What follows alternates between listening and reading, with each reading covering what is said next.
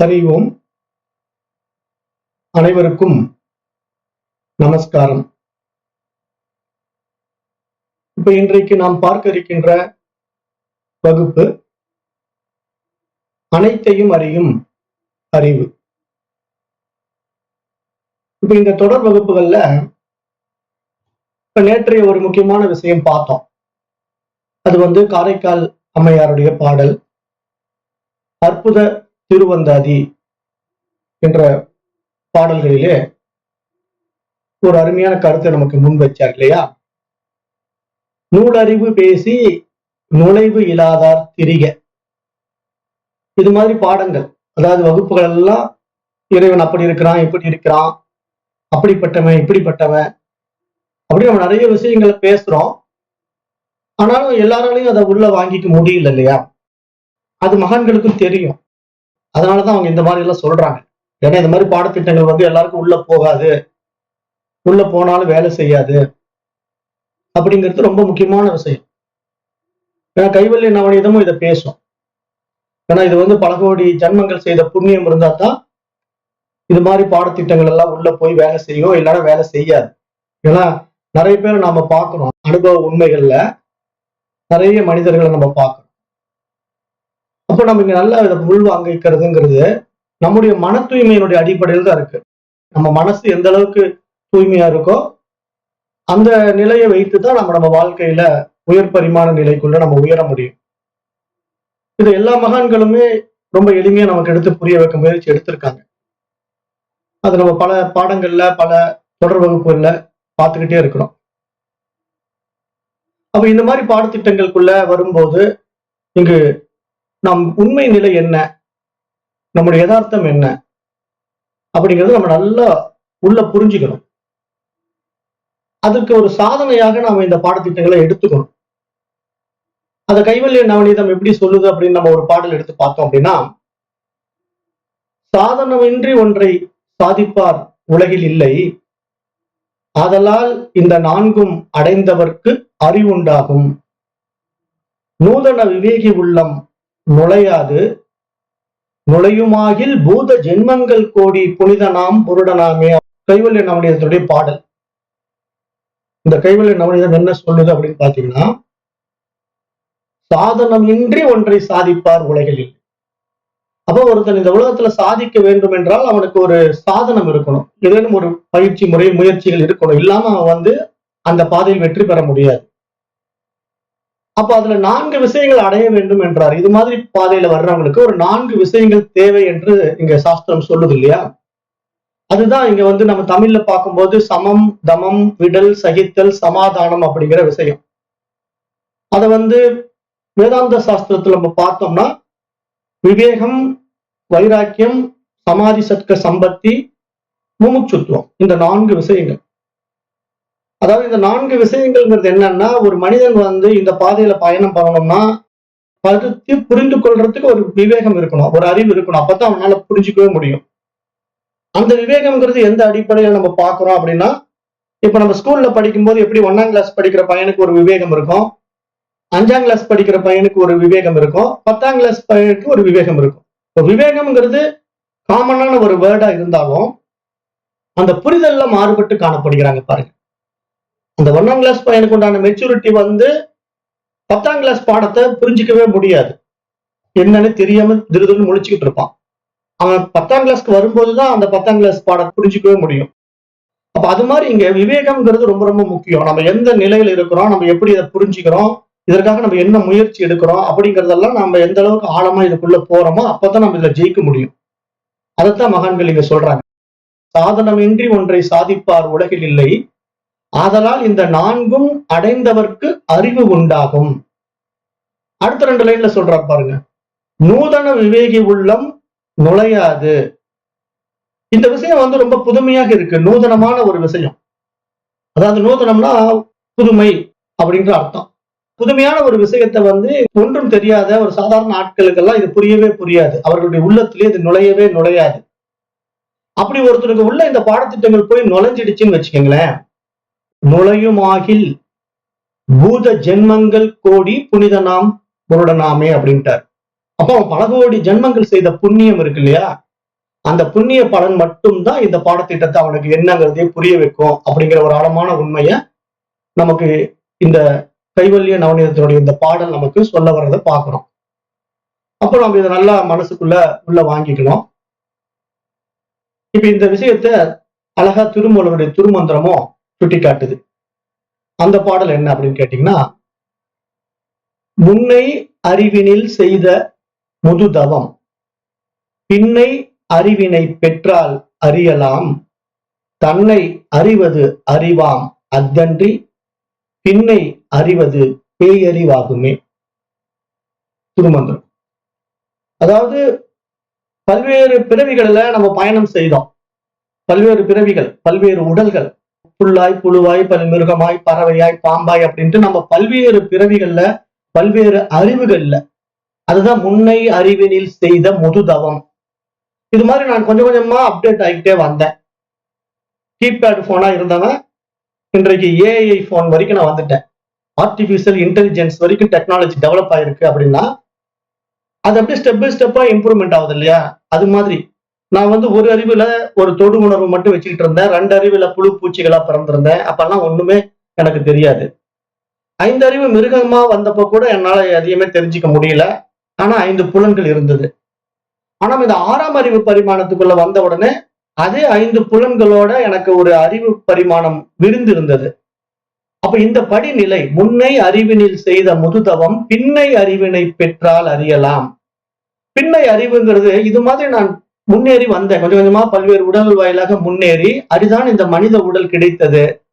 அதிலே நன்மை தீமைகளை பகுத்தறிகின்ற 6ஆம் அறிவு பரிமாணமும் எனக்கு கிடைத்தது. இது எல்லாம் நான் பல்வேறு பிறவிகளாக செய்த முற்பிறவி தவம். அப்ப அத்தகைய அருமையான பகுத்தறிவை நான் இப்பொழுது கொண்டு விட்டேன். இதை கொண்டு இது போன்ற அரிய உயர்ஞான கல்வி, அத்தியாத்ம ஞான கல்வியை கற்றுக்கொள்ளும் வாய்ப்பும் உண்டாகிவிட்டது. இது எல்லாருக்கும் இந்த வாய்ப்பு உண்டாகாது. சாதனம் எல்லாருக்கும் கிடைச்சிடாது. சாதிக்க நிறைய பேர் முயற்சி பண்ணுவாங்க, ஆனா ஆப்பர்ச்சுனிட்டி கிடைக்காது. இப்ப ஒருத்தன் ஸ்போர்ட்ஸ்ல ரொம்ப எக்ஸ்பர்ட்டா இருப்பான். அவன் நல்லா கிரிக்கெட் விளையாடுவான், ஆனா கிரிக்கெட் டீம்ல வாய்ப்பு கிடைக்கவே கிடைக்காது. ஒருத்தர் நல்லா பாடுவாங்க, ஆனா அவங்க பாடுவதற்கான வாய்ப்பு எங்கேயுமே கிடைக்காது. சினிமாவிலயோ மற்ற இடங்கள்லயோ அவங்களுக்கு அந்த வாய்ப்பு கிடைக்கவே கிடைக்காது. அவங்க வீட்டிலேயே பாடிக்கிட்டு இருப்பாங்க. அப்ப எவ்வளவுதான் நமக்கு திறமைகள் இருந்தாலும் அந்த சாதனை செய்வதற்கான ஒரு சாத்தியக்கூறு வேணும் இல்லையா? அந்த சாத்தியக்கூறு கிடைக்காம போயிடும். ஆனா இப்ப நமக்கு என்ன ஆயிடுச்சு? ஒரு சாத்தியக்கூறு கிடைச்சிருக்கு, அரிதான உடல் கிடைச்சிருக்கு, மனித உடல் கிடைச்சிருக்கு. இந்த சாதனை செய்வதற்கான ஒரு சாத்தியக்கூறு கிடைச்சிடுச்சு. இனிமேல் நம்ம இதை சரியா பயன்படுத்திக்கணும் இல்லையா? அப்ப சாதனம் என்ன? இப்ப நம்ம இடத்துல இருக்கின்ற சாதனம் என்ன? இந்த உடலும் மனசும் தான் அந்த சாதனம். அப்ப இந்த உடலையும் மனதையும் இந்த சாதனத்தை வைத்துக் கொண்டு நான் என்னுடைய இலக்கு, சாத்தியக்கூறு என்ன? பிறவா பெருநிலை, மோட்சம், வீடு பேறு. அப்ப இதை நான் அடைந்து விட வேண்டும். இதை அடைவது ஒன்றுதான் இங்க வழி, வேற வழியே கிடையாது. அப்ப அந்த வாய்ப்பை இறைவன் நமக்கு அருமையா கொடுத்திருக்கிறான். இதை இந்த பிறவியில இந்த அத்தியாத்ம ஞான கல்வியின் மூலமாக நான் அறிந்து கொள்கின்றேன். பாருங்க, பின்னை அறிவினை பெற்றால் அறியலாம், தன்னை அறிவது அறிவாம் அத்தன்றி. அப்போ இது மாதிரி அத்தியாத்ம ஞான கல்வியில நான் என்னை யார் என்று தெரிந்து கொண்ட ஒரு மெய் அறிவு உண்டாகிவிட்டது. என்னுடைய உண்மை அறிவு எனக்கு வெளிப்பட ஆரம்பித்தது. அப்ப அந்த அறிவு என்ன சொல்லுது? தன்னை அறிவது அறிவாம். என்னை யார் என்று ஒருவன் அறிந்து கொள்கின்றானோ அதுதான் உண்மையில் அறிவு. தன்னை அறிவது அறிவாம் அத்தன்றி பின்னை அறிவது பேயறிவாமே. அப்ப அதை விட்டு இந்த உடல், இது மனம், இது புத்தி, இது ஆன்மா அப்படின்னு வேறு வேறான பாவனைகளுக்குள்ள நம்ம மாறி மாறி போயிட்டு இந்த அஞ்ஞான வாழ்க்கையிலேயே நம்ம உழன்று கொண்டு இந்த உலக நடப்புகளுக்கு முக்கியத்துவம் கொடுத்து கொண்டு வாழுகின்ற அறிவு பேயறிவாகும் என்று சொல்றார். பின்னை அறிவது பேயறிவாகுமே.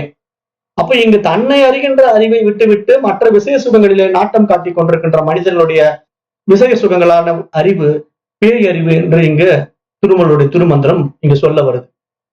அப்ப நம்ம இதை நல்லா உள்ள ஆழ்ந்து கவனிச்சு பார்க்கணும். அப்ப இதை பார்க்கும்போது இங்க நமக்கு என்ன புரிய வருது அப்படின்னா, இப்ப இந்த உலகம் இருக்கு இல்லையா? இந்த உலகத்தை தனக்கு அறிவிக்கிறதுக்கு ஒரு அறிவு நம்ம இடத்துல இருந்து இந்த உலகத்தை நமக்கு அறிவித்துக் கொண்டிருக்கு. அப்ப இங்க 2 விஷயங்கள் இருக்கு. ஒன்றை நான் அறிகின்றேன், ஒன்றை நான் அறியவில்லை அப்படிங்கிற 2 விஷயங்கள் நம்ம இடத்துல இருக்கு இல்லையா? அப்ப இங்க அறிவு அறியாமை அப்படிங்கிற ரெண்டு விஷயமும் ஒன்றுக்கொன்று தனித்து இருக்கவே முடியாது. ரெண்டும் ஒரே இடத்துல தான் இருக்கு. அது நம்மிடத்திலேயே இருக்கு. அப்ப நம்மிடத்துல அறியாமையாகிய அஜ்ஞானமும் தனக்கு அறிவிக்கின்ற அறிவும் இங்க எப்படி உண்டாகின்றது அப்படின்னு நம்ம விசாரணை பண்ணி பார்க்கணும். அதுதான் மனித அறிவின் மகத்துவம். இங்க மனிதனாக வந்து விட்டா மற்ற ஜீவராசிகள் போலவே வாழ்ந்து மடிந்து விடக்கூடாது. இங்க எனக்கு கிடைத்திருக்கின்ற இந்த அறிவு அறியாமை என்ற இரண்டு விஷயங்களினுடைய நுணுக்கத்தை நம்ம ரொம்ப ஆராய்ந்து பார்த்து, இங்க அறிபவன் யார், அறியாமையில் இருப்பவன் யார், இந்த இரண்டும் எங்கே உதிக்கின்றது அப்படின்னு நமக்குள்ள நம்ம ரொம்ப ஆராய்ந்து பார்த்தோம்னா, இங்க எல்லாவற்றுக்குமே ஒரு மூலம் இருக்கு பாத்தீங்களா? அந்த மூலம் தான் இங்க நான் என்று எழுகின்ற ஒரு எண்ணம். இப்ப இந்த எண்ணம் வந்து ஒரு அகந்த எண்ணம். இது வந்து நான் நான் அப்படின்னு நமக்குள்ள எழுந்திருக்கிறது. உண்மையிலேயே அந்த இறை அறிவுல உண்டாகின்ற நான்ங்கிற ஸ்புரணம் இருக்கு இல்லையா? அதை வந்து இங்க நம்ம என்ன பண்ணிட்டோம், என்னுடைய நானா இங்க இந்த உடலையும் மனதையும் கொண்டு நான் அபிமானித்துக் கொண்ட நானாக மாறிவிட்டது. அப்ப இந்த உண்மை சொரூபத்தை நாம் இங்க உணரும் போதுதான் நம்முடைய உண்மையான மெய் அறிவு நமக்கு வெளிப்படும். இப்ப நம்ம இடத்துல வந்து நான் ஸ்புரணமாகி கொண்டிருக்கின்ற ஒரு உண்மை நிலை வந்து அந்த தூய அறிவு நிலை. ஆனா நாம என்ன பண்ணிட்டோம், அந்த நான் ஸ்புரணமாகி கொண்டிருக்கின்ற அந்த உண்மை அறிவு நிலையை வந்து நம்முடைய உடலையும் மனதையும் கொண்டு நாம் அபிமானிக்க தொடங்கிட்டோம். அப்ப இதுதான் இங்க நமக்கு விசேஷ சுகங்களுக்கு எல்லாம் ஆர்வத்தை காட்டுகின்ற பேயறிவாக மாறிவிட்டது என்று இங்க திருமூலர் சுட்டி காட்டுகின்றார். இங்க பேய் அறிவு அப்படிங்கிற விஷயத்தை வந்து திருமூலர் எப்படி சொல்றாருன்னா, அந்த உண்மை நானே அறியாமல் மற்றவர்களால் ஏற்றி வைக்கப்பட்ட விசேஷ சுகங்களில் இருக்கின்ற ஆர்வம் தான் இங்க நம்ம இடத்துல வந்து மனமாக மாறிவிட்டது. இந்த மனசு என்ன ஆயிடுச்சு, நம்ம இடத்துல அறிவு அறியாமை என்ற இரண்டு இருமைகளை உண்டாக்கி விட்டது. அப்ப இங்க இந்த இருமைகள் உண்டாகி விட்டதுனால இங்க என்ன ஆயிடுச்சுன்னா, அறிவு அறியாமை என்பது ஒன்றை விட்டு ஒன்று இருக்கவும் முடியாது என்பது நமக்கு நன்றாக புரிகிறது. அப்ப இதை வந்து நாணயம் இருக்கு இல்லையா, நம்ம இடத்துல இருக்கின்ற காசு, சில்லறை காசு இருக்கு இல்லையா, அதனுடைய இரு பக்கங்கள் போல. இப்ப சில்லறை காசு எடுத்து நம்ம பார்த்தோம்னா ஒரு பக்கம் தலை இருக்கும், ஒரு பக்கம் வால் இருக்கும். அப்ப இங்க வந்து ரெண்டு பக்கமும் இருக்கும். அப்ப ரெண்டு பக்கம் இருந்தால்தானே அது காசு. ஒரு பக்கம் தேஞ்சு போயிருந்தா அந்த காசு வந்து செல்லா காசு ஆகிடும். அப்ப இங்க வந்து ஒரு காசு எப்படி, நாணயம் எப்படி வந்து இரு பக்கங்கள் வைத்திருக்கின்றதோ அது போல நம்ம இடத்துல இங்க அறிவு அறியாமை என்ற இரண்டு விஷயங்களும் நம்ம இடத்திலேயே இருக்கின்றது. அப்ப இதை நாம் ஆராய்ந்து அறிவதற்கான ஒரு பிரத்யேக அறிவு நம்மிடத்திலேயே இருக்கின்றது. அதை நம்ம வெளிக்கொண்டு வர வேண்டும். அதை நம்ம வெளிக்கொண்டு வந்தா மட்டும்தான் இங்க நம்முடைய அஜ்ஞானம் எல்லாம் விலகி இங்க அறிபவன் யார், அறியாமை எங்கு உண்டாயிருக்கு அப்படிங்கறதெல்லாம் நமக்கு புரிய வரும்.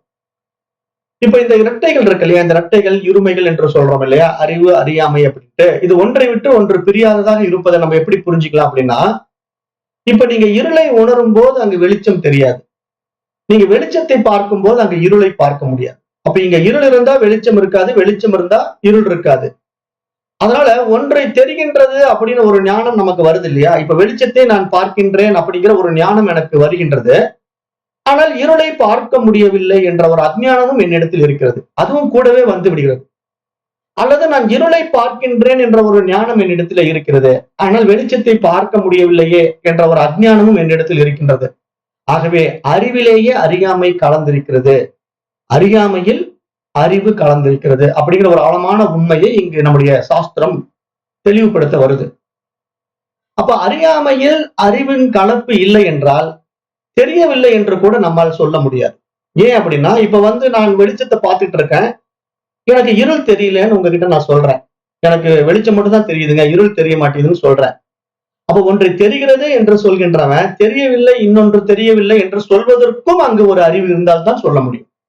அதைத்தான் நம்முடைய சனாதன தர்மம் பேசுது. நம்முடைய சனாதன தர்மம் என்ன சொல்லுதுன்னா, இங்க வந்து எல்லாத்தையும் ஆராய்ந்து பார்க்கிற ரிஷிகள் முடிவுல என்ன பண்ணிட்டாங்க, இங்க வெறும் வெட்ட வெளி மட்டும் தான் இருக்குது, இந்த வெட்ட வெளியில ஒன்றுமே இல்ல, பூஜ்யம் சூன்யம் அப்படிங்கிற ஒரு வார்த்தையை மற்ற மதங்கள் கையாளுது. ஆனா நம்முடைய சனாதன தர்ம ரிஷிகள், சரி இதெல்லாம் நீ பாக்குற ஒன்றுமே இல்லைங்கிற, அப்ப இது பூஜ்யம்ங்கிற சூன்யம்ங்கிற, அப்ப பூஜ்யம் சூன்யம் என்று சொல்வதற்கு ஒரு அறிவு வேணும் இல்ல, அதை சொல்பவன் யார் அப்படின்னு ஒரு கேள்வியை கேட்கும் போது இங்க எல்லாமே அறிவுதான். அப்போ ஒன்றை தெரியவில்லை என்று சொன்னாலும் அங்க வந்து அதை சொல்வதற்கு ஒரு அறிவு இருக்க வேண்டும். அப்படி அதையும் சொல்ல முடியாத ஒரு நிலை இருந்தா அதுக்கு பேர் என்ன, ஜடம் சடலம் அப்படிங்கறது நம்ம நல்லா புரிஞ்சுக்கணும்.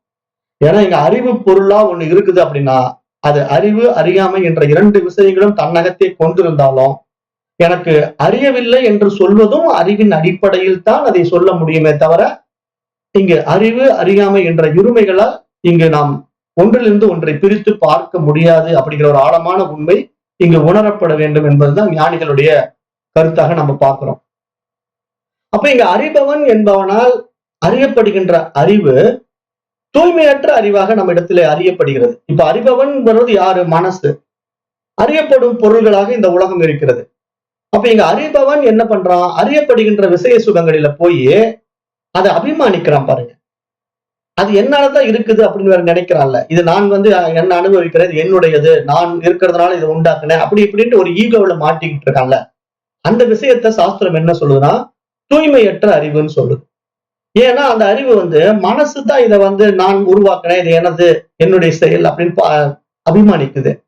அப்புறம் என்னுடைய உறவுகள் அப்படின்னு அபிமானிக்குது, அல்லது என்னுடைய விரோதிகள் அப்படின்னு சொல்லுது. இவர்கள் எனக்கு வேண்டியவர்கள், இவர்கள் எனக்கு வேண்டாதவர்கள் அப்படிங்கிற அந்த இருவேறு நிலைகள்ல இந்த உலகத்தை பார்க்குது. அப்படி ஒன்றை பார்க்கின்ற அந்த அறிபவன் தான் இங்கு யாரு? மனசு.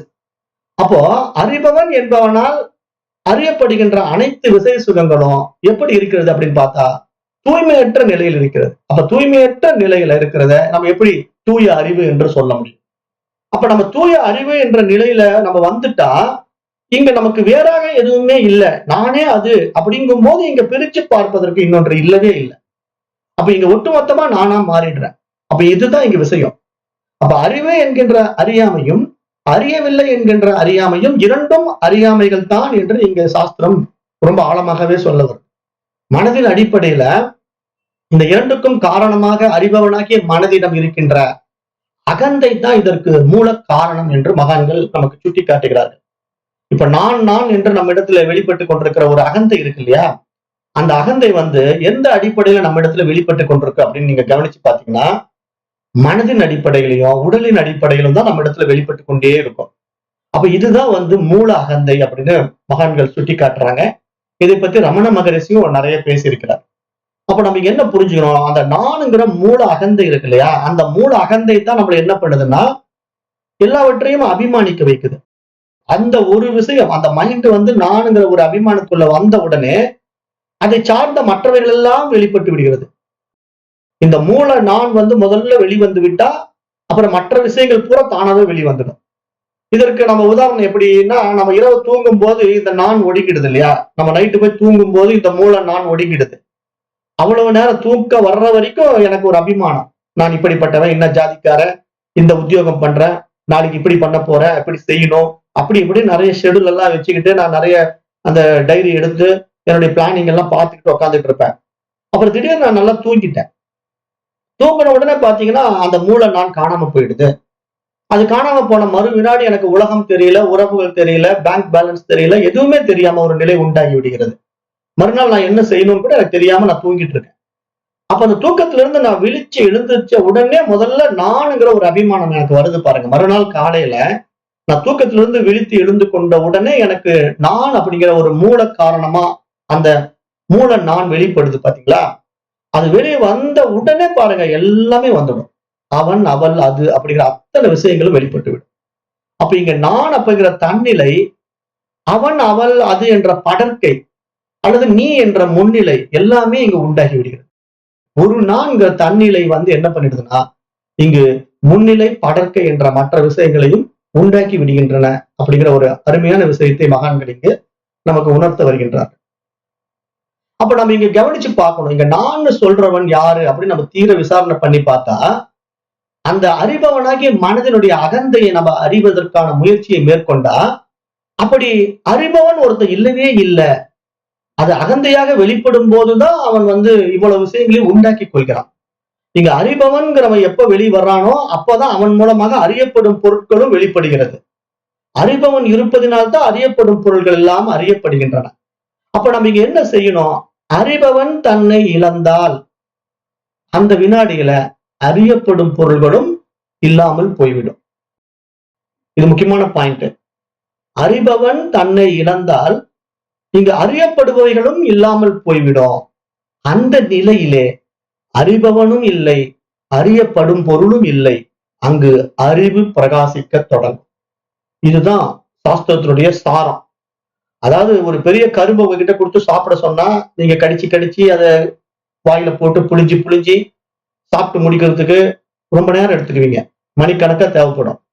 அதுவே ஜூஸ் பண்ணி ஒரு டம்ளர்ல கொடுத்தா மடக்கு மடக்குன்னு உடனே குடிச்சிடலாம். அது மாதிரி ஒரு எசன்ஸ் நான் இப்ப கொடுக்குறேன் உங்களுக்கு.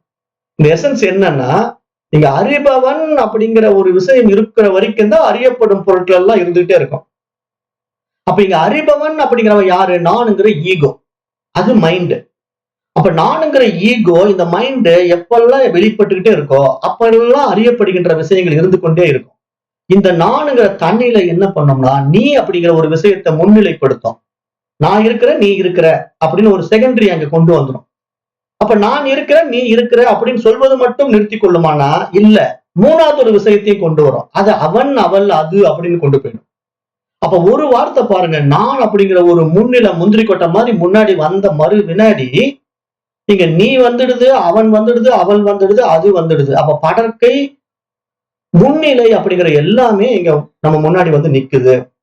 அப்ப இங்க தன்னிலைதான் நம்ம எப்படிப்பட்ட தன்னிலையில நம்ம இருக்கிறோம் அப்படிங்கறத நம்ம இங்க சிறிது மாற்றம் பண்ணி பார்க்கணும் அப்படிங்கறத சாஸ்திரம் சொல்ல வருது. அப்ப இங்க நாம வந்து இந்த உடம்ப கருவியா வச்சுக்கிட்டு இந்த உடம்புல இருக்கிற 5 புலன்களையும் கருவியாக கொண்டு இந்த உலக பொருட்கள் எல்லாம் அறிகிறோம் அப்படின்னா, அந்த அறிபவன்கின்ற மனசின் மூலமா தான் இதெல்லாம் அறியப்படுகிறது. ஏன்னா நம்ம விசாரணை செய்து பார்க்கிறோம், விவேகத்தினால இது வந்து மல்லிகை பூங்குறோம், இது ரோஜா பூங்குறோம், இது எல்லாம் மனதின் மூலமா நாம வந்து உள்வாங்குறோம், எண்ணங்களாக உள்வாங்குறோம். அப்ப எண்ணங்களாக உள்வாங்கி இதை மல்லிகை பூ, இது ரோஜா பூ என்று பகுத்து பிரித்து அறிகிறோம். அது மனதினுடைய அடுத்த மேம்பட்ட நிலையாகிய புத்தி சக்தியினால அதை முடிவு செய்யறோம். ஆனாலும் இதுக்கெல்லாம் நான்ங்கிற அந்த ஈகோவான மைண்ட் என்ன பண்ணுதுன்னா, என்னுடைய மூலமா இது நடக்குதுன்னு நினைச்சுக்கிட்டு இருக்கு பாருங்க. அதுதான் இங்க அதனுடைய ஈகோ, மைண்டினுடைய அஜ்ஞானம், அறியாமை. அதை இங்க சாஸ்திரம் சொல்லுது. அது என்ன சொல்லுதுன்னா, அப்படி முடியவே முடியாது. நீ அறிபவனாக இருந்தாலும், அறியப்படும் பொருள்கள் உன்னால் படைக்கப்பட்டாலும், அது அறிவாகிய நான் இருப்பதினால் தான் இருக்குது. ஆகவே உண்மையாகவே நான் என்று ஸ்புரணமாகி கொண்டிருக்கின்ற என்னுடைய சுய அறிவை, என்னுடைய சொரூபத்தை நான் எப்பொழுது உணர்கின்றேனோ அப்பொழுது மட்டும்தான் என்னுடைய இருப்பினாலேயே இங்க எல்லாம் இருக்கின்றன அப்படிங்கிற ஒரு ஆழமான உண்மை நம்மால் இங்கு உணரப்பட முடியும். அப்ப இங்க 5 புலன்களினால் உலகப் பொருட்களை அறிவதையே ஒருவன் அறிவு என்று தவறாக நினைத்துக் கொண்டிருக்கிறான். அந்த 5 புலன்கள் மூலமா தான் நான் இதை பார்த்துட்டேன், நான் இதை கண்ணுல பார்த்து ரோஜா பூன்னு தெரிஞ்சுக்கிட்டேங்க, நான் இதை கண்ணுல பார்த்து மல்லிகை பூன்னு தெரிஞ்சுக்கிட்டேங்க, நான் காதுகளால் இதை கேட்டு இது இப்படிப்பட்ட விஷயம் தெரிஞ்சுக்கிட்டேங்கன்னு சொல்றான் பாருங்க. அதுவே அவனுடைய ஈகோ தான். ஏன்னா அவன் என்ன நினைச்சுக்கிட்டான், கண்ணு இருந்தா எல்லாத்தையும் கண்டுவிட முடியும்னு நினைக்கிறான், காது இருந்தா எல்லாவற்றையும் கேட்டுவிட முடியும் என்று நினைக்கிறான். அதான் நான் உதாரணம் சொன்னேன். செத்த பணம் படுத்துக்கிட்டு இருக்கு உங்க முன்னாடி. நமக்கு இருக்கிற மாதிரியே 2 கண்ணு இருக்கு, கண்ணு திறந்து பாத்தீங்கன்னா நம்மள பாக்குது, நமக்கு இருக்கிற மாதிரியே காது இருக்குது. ஆனா ஏன் பார்க்க மாட்டேங்குது, ஏன் கேட்க மாட்டேங்குது? அப்ப இங்க என்ன புரிஞ்சுக்கணும், கண்ணு இருந்தா கண்டுவிட முடியாது, மூக்கு இருந்தா நுகர்ந்து விட முடியாது, காது இருந்தா கேட்டு விட முடியாது. அப்ப கண்களுக்கும் காதுகளுக்கும் மூக்குக்கும் பின்னாடி ஒரு சக்தி இருக்கிறது, ஒரு ஆதாரம் இருக்கிறது. அதுதான் இங்கு அறிவு. அப்ப அது இருக்கணும், அது உயிர், அந்த அறிவு இருந்தா மட்டும்தான் இந்த இயக்கமே இருக்கும். இல்லைன்னா இங்க எந்த இயக்கமும் இருக்காது. அப்ப இந்த அடிப்படை உண்மையை நாம் மறந்து விடுகிறோம். நம்ம என்ன பண்றோம், மூலத்தை விட்டு விடுகிறோம். அதுக்குத்தான் நான் போன தடவை கூட உதாரணம் சொன்னேன். தங்கத்தை விட்டு விடுகிறோம், தங்க நகைகளை அபிமானிக்கிறோம், தங்க நகைகள் இருக்கிற டிசைன் அபிமானிக்கிறோம். ஆனா அது தங்கத்தினால் செய்யப்பட்டுங்கிற அந்த மூலப்பொருளை விட்டு விடுகிறோம். அது மாதிரி இந்த உலகத்தை பார்க்கிறோம், இந்த உலகத்துல இருக்கிற விசேஷ சுகங்கள்ல மூழ்கி விடுகிறோம். ஆனா இந்த உலகம் என்ற இவ்வளவு பெரிய பேர் அறிவு பின்னாடி ஒளிந்து கொண்டிருக்கு. ஏன்னா இந்த உலகத்துல இருக்கிற ஒவ்வொரு விசேஷ சுகங்களுக்கும் பின்னாடி ஒன்று ஒளிந்து கொண்டிருக்கிறது. அதுதான் அங்க இறைவன், அதுதான் அங்க தெய்வீக அறிவு அப்படிங்கறத நம்ம மறந்து விடுகிறோம் அப்படிங்கறத எங்க மகான்கள் சுட்டி காட்டுறாங்க. அப்ப தான்கிற தன்னை விட்டு விட்டு அயலாக இருக்கின்ற இந்த உலகத்தையும், தனக்கு வேறாக இருக்கின்ற இந்த உலகத்தையும், உலக பொருட்களிலுமே நாம் அதிகமாக நாட்டம் ஏன் செய்கிறோம் அப்படின்னு நம்ம யோசித்து பார்க்கணும், ஆராய்ந்து பார்க்கணும். அப்ப அந்த அறிகின்ற நானா அல்லது அறியப்படும் உலகமா, இங்க எது முதல்ல முக்கியமானது என்பதை நாம் ஆராய்ந்து பார்க்க வேண்டும். அப்ப நம்ம அப்படி ஆராய்ந்து பார்க்கும்போது அனைத்தையும் அறிகின்ற அறிவாகிய தன்னை விட்டு விட்டு தனக்கு வேறாக உள்ள இந்த உலகத்தை அறிவதும், இந்த உலகத்திலே மற்றவர்களால் ஏற்றி வைக்கப்பட்ட விசேஷ சுகங்களில் ஆர்வம் காட்டுவதும் அறியாமையின் விளைவு என்று இங்கு சாஸ்திரம் சொல்லும். அப்ப அறியும் தன்னை அறிந்து கொண்டவனுக்கு இந்த இறை நிலைப்பாடுகளுமே, இந்த 2 விதமான நிலைப்பாடுகளுமே அறிவு மற்றும் அறியாமையின் உண்மை நிலையை உணர முடியும். இதை நம்ம கொஞ்சம் விசாரணை பண்ணி பார்த்தோம் அப்படின்னா, இங்கே நம்முடைய சுய அறிவின் மீது இந்த ஒட்டுமொத்த உலகமும் ஏற்றி வைக்கப்பட்டிருக்கிறது. இங்க அறிவு என்ற என்னுடைய இருப்பினாலேயே தான் இங்க அறிபவன் ஒருவன் உண்டாகி இருக்கின்றான். அறிபவன் உண்டாகி விட்டதினாலே இங்க அறியப்படும் பொருள்கள் அறியப்படுகின்றன. அப்ப இங்க அறிபவன் அப்படிங்கிற இந்த மனசு என்ன பண்ணுதுன்னா, சூட்சமமா இருக்கு. கண்ணுக்கு தெரியாம ஒளிஞ்சுகிட்டு இருக்கிற இந்த மனசு கண்ணுக்கு தெரிகிற இந்த உடலை உண்டாக்கி கொண்டது. அப்ப இந்த கண்ணுக்கு தெரிகிற உடலை உண்டாக்கி கொண்ட பிறகு இதுல புலன்களும் படைக்கப்பட்டு விட்டன. அப்ப புலன்களும் படைக்கப்பட்ட உடனே இதுக்குள்ள போய் உட்கார்ந்துகிட்டு என்ன பண்ணுது? கண்கள் வழியா காட்சியை பார்க்குது, காதுகள் வழியா விசை சுகங்களை கேட்குது. ஆனா இந்த கண்கள் வழியா காட்சிகளை காண்பதும் விசை சுகங்களாக கேள்வியை கேட்பதும் இந்த மனதினால் உண்டாக்கப்பட்ட இந்த உடலும் மனமும் ஒருங்கிணைந்து செயல்பட வேண்டுமானால் அதற்கு ஆதாரமாக உள்ளே உயிர் இருக்க வேண்டும் இல்லையா? அப்ப உயிர் இருந்தா தானே இங்க மனசும் வேலை செய்யும், அந்த புலன்களும் வேலை செய்யும். புலன்களும் இந்த உடலும் வேலை செய்யணும். அப்ப இந்த உடலும் நமக்கு இயங்கணும், நமக்குள்ள இருக்கிற மனசும் இயங்கணும். அப்ப கண்களால் நான் ஒன்றை பார்த்து இது ரோஜா மலர், இது மல்லிகை மலர் அப்படின்னு நான் தெரிந்து கொள்ள வேண்டுமானாலும் கூட எனக்கு இல்ல மனசும் இந்த புலன்கள் மட்டும் இருந்தால் போதுமா அப்படின்னு நீங்க கேட்டீங்கன்னா போதாது. ஏன்னா அதுக்குள்ள உயிர் இருக்கணும். அப்ப இங்க நம்ம நல்லா ஆராய்ந்து பார்க்கும்போது என்ன நமக்கு இங்க புரியுதுன்னா, உண்மையிலேயே இங்க நான் என்று சொல்வதற்கு தகுதியான ஒன்று உள்ள இருந்துகிட்டு இருக்கு. அதுதான் ஆத்மா, அதுதான் உயிர், அதுதான் அறிவு. அப்ப அதுதான் நான் நான் என்று சொல்ல வேண்டுமே தவிர, நாம் இந்த தேகாத்ம புத்தியை நம்ம இடத்துல வைத்துக் கொண்டு இந்த உடல் தான் நான் என்று அபிமானித்துக் கொண்டு நமக்கு வேறாக இருக்கின்ற மற்றவர்களையும் அவன் அவள் அது என்று அபிமானம் வைத்துக் கொண்டு நம்முடைய இந்த ஜீவபோத உண்மையை நமக்குள்ள நம்ம ஆராய்ந்து உணராம நம்முடைய தன்னிலையிலேயே நாம மாற்றி புரிந்து கொண்டு வைத்திருக்கிறோம். நம்முடைய தன்னிலை அப்படிங்கிற நிலைப்பாடு எப்படி புரிந்து வைத்துக் கொண்டிருக்கிறோம்னா, இந்த உடலையும் மனதையும் கொண்டு நான் என்று ஒரு அறியாமை நிலையை உண்டாக்கி கொண்டு புரிந்து வைத்துக் கொண்டிருக்கிறோம். அப்ப இங்க நான் என்ற இந்த ஜீவபாவம் நம்மிடத்துல இல்லாமல் அழிந்து போனால் மட்டும்தான் நம்மிடத்திலே முன்னிலையில் இருக்கின்ற நீ என்ற விஷயம் அழிந்து போகும். அதனுடைய படர்க்கையாக வெளிப்பட்ட அவன் அவள் அது என்ற விஷயங்களும் இல்லாமல் மறைந்து போகும். அப்ப இங்க நான் அப்படிங்கிற ஒரு முன்னிலை எந்த அடிப்படையிலே இங்க வெளிவர வேண்டும். அப்ப நான் என்ற ஒரு முன்னிலையானது உண்மையில் இங்க இந்த உடலையோ மனதையோ சார்ந்து முன்னாடி வந்துட்டா அது உலகத்தை உண்டாக்கிவிடும். அப்ப அது உலகத்தை உண்டாக்கிவிட்ட மறு வினாடி நமக்கு முன்னாடி நீங்கிற வார்த்தை வந்துடும், அவன் அவள் அது என்ற வார்த்தையே வந்துடும். அப்ப இங்க உண்மையில் இங்க நான் அப்படிங்கிறது இந்த உடலும் கிடையாது, இந்த மனமும் கிடையாது. அந்த உணர்வு, அந்த உயிர், அந்த ஆத்மா அப்படிங்கறத நாம ரொம்ப ஆழமா நமக்குள்ள உணர ஆரம்பிச்சிட்டோம்னா, அப்ப என்னுடைய இருப்புனால இங்க இருப்பவைகள் எல்லாம் எனக்கு வேறாக இல்லை அப்படிங்கிற ஒரு நிலைப்பாட்டுக்குள்ள அங்க செகண்டரியா ஒண்ணு இல்லவே இல்லை. நீன்னு ஒருத்தர் சொல்லவும் முடியாது, அவன் அவள் அது என்று சொல்லவும் முடியாது. அப்ப என்ன நடக்கும்னா இங்க ஏக்க உயிராகி விடும். இங்க ஏக்க உயிராயிடும்னா எல்லாமே என்னுடைய உயிரா இருக்கும். எனக்கு வேறாக இங்க எதுவுமே இல்லை, எல்லாமே என்னுடைய உடலா இருக்கும், எதுவுமே எனக்கு வேறாக இல்லை. அப்ப இந்த ஒட்டுமொத்த பிரபஞ்சமாகவே நானே இருக்கின்றேன் அப்படிங்கிற ஒரு உயர் பரிமாண நிலையை நான் இங்க பேசிக்கிட்டு இருக்கேன். அப்ப அது எப்படி நமக்கு அனுபவமாகும்? அந்த உண்மை நானை உணரும் போது மட்டும்தான் அனுபவமாகும். நான் தன்னிலையில நான் என்னை ஒரு தனி நானாக அபிமானிக்கின்ற வரைக்கும் எனக்கு வேறாக அவன் அவள் இருக்கிறது, நீ இருக்கிறாய் என்று நம்ம சொல்ல வேண்டியது வந்துடும். அப்ப இங்க உண்மையா நம்ம யாரு, நம்முடைய ரியாலிட்டி என்ன, நம்முடைய சோர்ஸ் என்ன அப்படின்னு நீங்க பாத்தீங்கன்னா, நாம அந்த ஆத்மா உயிர் உணர்வுன்னு நம்ம புரிஞ்சுக்கிட்டோம்னா இது எல்லாமே எனக்குள்ள அடங்கி இருக்கிறத நம்ம அழகா அனுபவம் ஆக்கலாம். அது ஏன் நமக்கு புரிய மாட்டேங்குதுன்னா அதனுடைய சூட்சமத்தை நாம கவனிக்கிறது இல்லைங்கிறத நான் உங்களுக்கு சொல்ல வரேன். இப்ப உதாரணமா நம்ம உடம்புக்குள்ளேயே எடுத்துக்கங்களேன். நம்ம உடம்புக்குள்ள எத்தனையோ செல்கள் இருக்கு இல்லையா?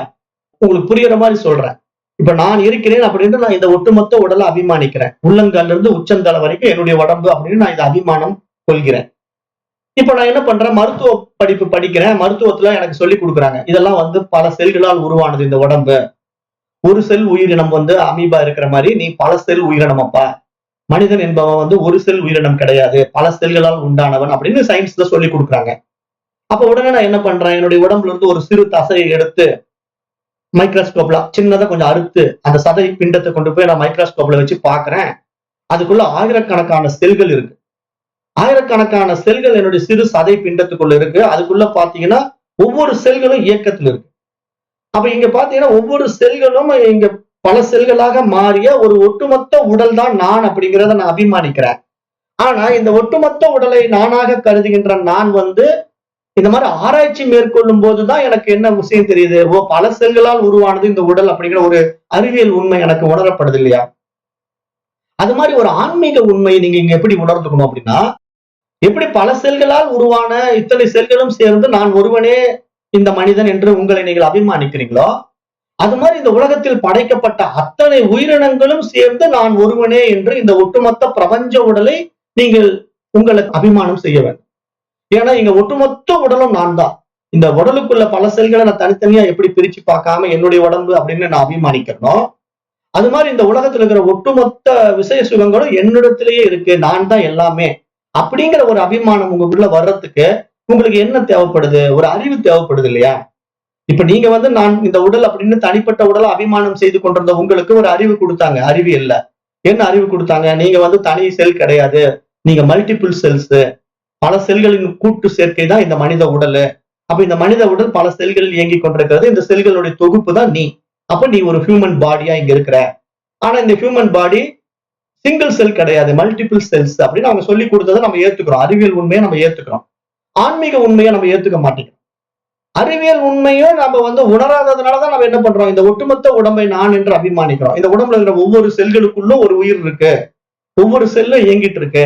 அப்ப உயிர்னு பார்க்கும்போது இங்க எனக்கு உயிர் எந்த இடத்துல இருக்குன்னு நான் ஏதாவது ஒரு குறிப்பிட்ட உறுப்பை சொல்ல முடியுமா? இப்ப என்னுடைய உடம்புல இருக்க செல்களை எல்லாம் தனித்தனியா எடுத்து பார்த்தாலும் அதுக்குள்ள நிறைய இருக்கு. அப்ப இது மாதிரி நம்ம உள் மூலக்கூறுகளை நம்ம ஆராய்ந்து பார்க்கிற மாதிரி இங்க எல்லாமே அணுக்குள்ள நீங்க போய் ஆராய்ந்து பார்த்தீங்கன்னா, அந்த அணுவில் அணுவாய் ஆதி பிரான் இருக்கிறான் அப்படிங்கறத நீங்க புரிஞ்சுக்கணும். இதை வந்து திருமந்திரம் ஏற்கனவே சொல்லிடுச்சு இந்த பாட்டு. அணுவில் அணுவினை ஆதி பிரானை. அது எப்படி இருக்கு? ஒவ்வொரு உயிரணுக்குள்ளேயும் ஒவ்வொரு செல்களுக்குள்ளேயும் அது உணர்வாய் உயிராய் இருந்துகிட்டு தான் இங்க எல்லாத்தையும் இயக்கிட்டு இருக்கு. அப்ப எனக்கு உயிர் இருக்கு அப்படின்னு சொல்றது வந்து ஒரு செல்லின் அடிப்படையில பாத்தீங்கன்னா உங்களுக்கு பல உயிர்கள் இருக்கிற மாதிரி ஆயிடும். அப்ப பல உயிர்கள் எனக்கு இருக்கான்னா அப்படி பார்க்க கூடாது.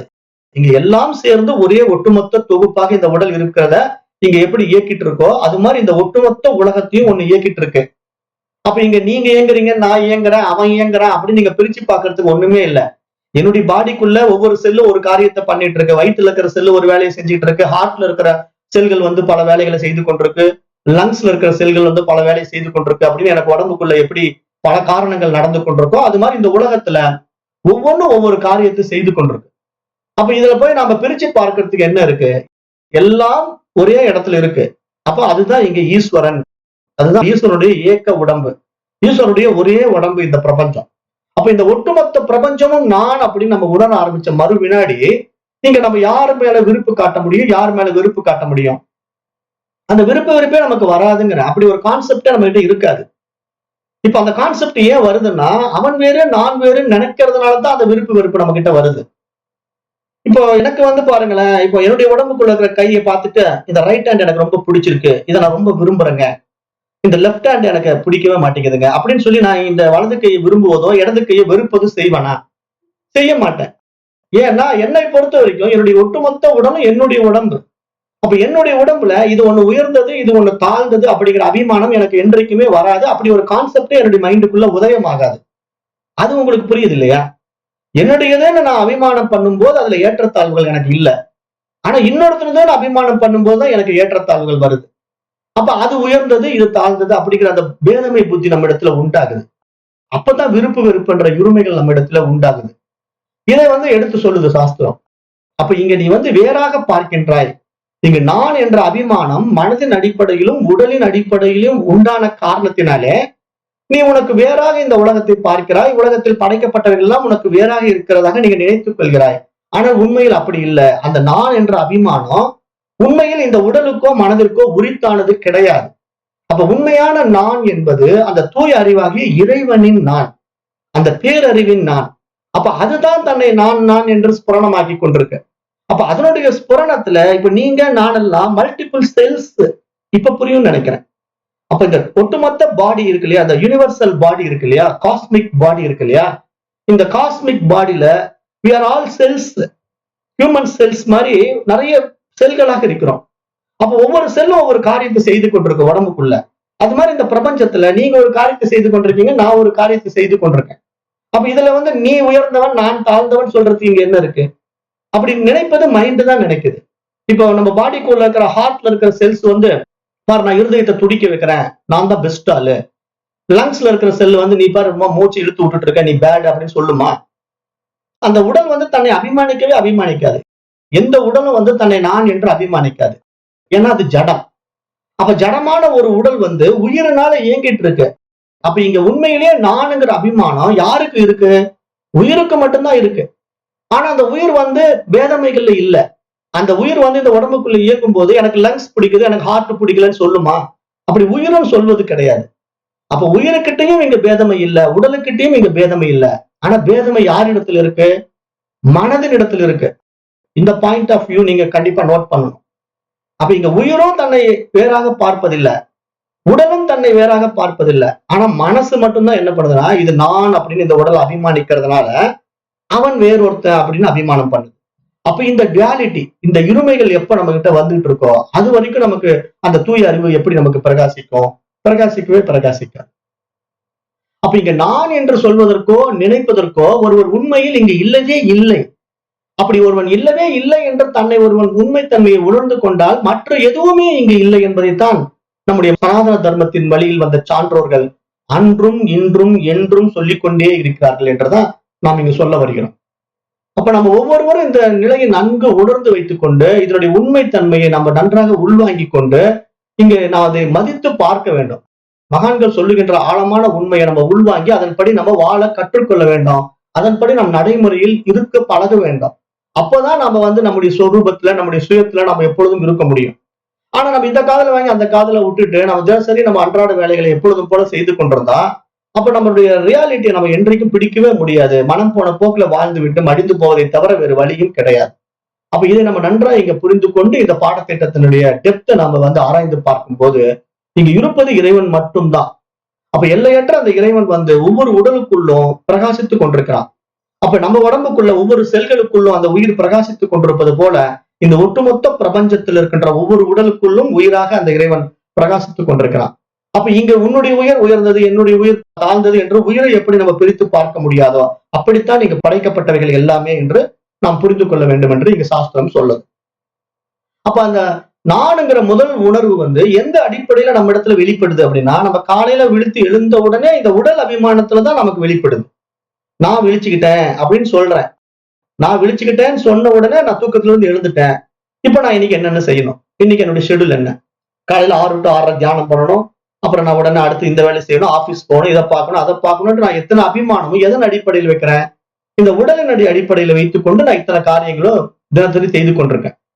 அப்ப இது வந்து நம்ம பௌதீக நிலையில நாம் இந்த மாதிரி உலக விவகாரத்துக்குள்ள ஈடுபட்டு கொண்டிருக்கிற இந்த விசேஷ சுகங்கள் என்ன பண்ணுதுன்னா, இப்ப நான் என்றவன் இந்த உடலாக இருப்பதாகவும் எனக்கு வேறாக இந்த உலகம் இருப்பதுமாக ஒரு அபிமானத்தை உண்டு பண்ணி என்னை இந்த உலகத்திலே வாழ வைத்துக் கொண்டிருக்கிறது.